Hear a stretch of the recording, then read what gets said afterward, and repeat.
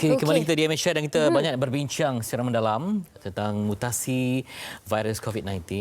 Dan kita berbangga pagi ini dapat bersama dengan pakar perubatan kesihatan awam, bahagian kawalan penyakit Kementerian Kesihatan Malaysia. Dr. Muhammad Ihsani Mahmud. Apa khabar, Doktor? Baik, Alhamdulillah. Alhamdulillah. Terima kasih, Doktor, bersama dengan kami di MHI. Doktor, kita bercerita tentang mutasi COVID-19 ini. Ini yang lebih merisaukan dan juga dianggap lebih berbahaya kerana kita tidak tahu mungkin dalam kalangan pesakit-pesakit ini akan terjadinya semula seperti kes yang berlaku di negara-negara lain. Mungkin sebagai awalnya untuk kita lebih memahami apakah itu mutasi COVID-19 ini, Doktor. Okey. Terima kasih atas jemputan saya pada pagi ini.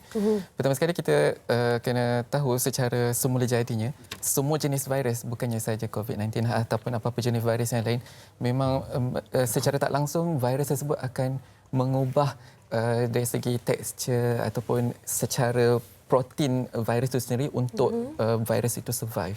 Okey.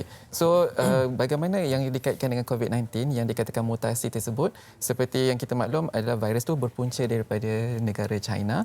So dan dia mula merebak ke negara-negara yang lain sekitarnya dan malah lebih teruk lagi di negara-negara yang lain. So kalau kita tahu dari segi persekitaran di negara China itu sendiri, dari segi suhu, faktor geografi dan semua mungkin tak sama dengan keadaan di Malaysia. Okey. Dan even individu seseorang tersebut, populasi di China dan populasi ini tidak sama. So bagaimana virus tersebut di Malaysia ini boleh merebak juga? Itulah salah satu sebab yang kita katakan virus itu bermutasi dan dia mengubah dari segi tekstur virus tersebut ke dalam individu yang dijangkiti untuk virus itu survive sebenarnya. Dia lebih kepada individu ataupun genetik? Boleh berkait dengan genetik, individu itu sendiri, persekitaran itu juga dan juga virus itu sendiri. Sebab mungkin pada pandangan virus itu sendiri dengan keadaan dia yang sekarang mungkin tak cukup untuk dia survive. So dia akan mengubah lagi dan untuk jadi lebih kuat. Apa kapitalis yang menyebabkan dia berubah tu? Apa? Okey, macam kita tahu awal-awal dulu pada hujung tahun lepas yang kita dengarkan virus ni berpunca daripada kelawar lah, daripada pangolin, maksudnya daripada binatang itu sendiri. Sebab kita tahu kalau kelawar ni adalah sejenis reptilia. Okey, dia tak sama dengan kita sebagai mamalia. So daripada bayangkan untuk dalam badan reptilia tu dengan badan seseorang yang mamalia tak sama. Orang kata darah panas, ada darah sejuk. So virus dalam reptilia dia berpindah kepada manusia tu oleh dia bagaimana sebab dia nak survive di dalam badan manusia, so dia akan mengubah bentuk virus tersebut dan dia boleh survive. Itulah katakan salah satu mutasi. Okey, apa-apa yang akan berlaku pada individu itu kalau berlakunya mutasi dalam dia selepas dia dah pun pulih? Adakah lebih teruk dengan kesan yang kali pertama dia kena COVID? Dia serang dan tinggalkan jejak-jejak ke ataupun macam mana?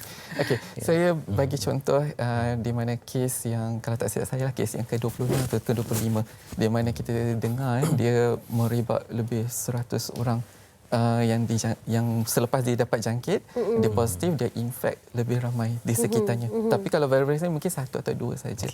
So kita dapat lihat kan virus itu puncanya kita tak tahu. Dia mungkin ada yang kata dia pergi ke Indonesia lah, ada kata dia pergi ke China. So virus yang masuk dalam badan dia mungkin virus yang jenis yang strain yang lain ataupun yang jenis bentuk yang lain. So dia akan boleh merebak dengan lebih ramai orang di sekitarnya. Dengan pantas? Dengan pantas. Dalam masa yang singkat. Sebab kita tahu dedahan kita, sebab tu kita panggil inkubasi period, tempoh inkubasi itu adalah 14 hari. So dalam tempoh 14 hari tersebut, mana-mana individu yang terdedah dengan kes 26 tersebut berpotensi besar untuk dijangkiti. So dalam masa yang singkat, dia boleh merebak sampai 120 orang. Doktor, saya terbaca artikel, ini ialah tentang international kan. Macam ada pakar yang bingung sebab macam di India kes sangat rendah ya. Termasuk juga di Afrika kan. Adakah itulah tadi main peranan tak genetik tu mungkin kalau situasi tertentu cuaca mungkin jadi katalis yang mungkin tak kita jangka. Kelompok populasi di sana tu. Boleh jadi juga sebab kita tahu mungkin suasana di India dengan kepadatan penduduk yang tinggi, mungkin dari segi tahap imuniti individu itu sendiri, dari segi macam kita alhamdulillah mungkin dapat makanan yang sihat. So zat nutrisi yang kita dapat tu menjadikan kita lebih kuat berbanding dengan yang negara-negara yang status yang tahap dunia ketiga ni yang susah kan. Mungkin kesukaran imuniti secara semula dalam badan tu menyebabkan mereka tak boleh nak survive dengan apa-apa virus yang dijangkiti. Tambah pula persekitaran mereka tu sangat padat. Satu rumah mungkin ramai ataupun tinggal di luar-luar tepi jalan.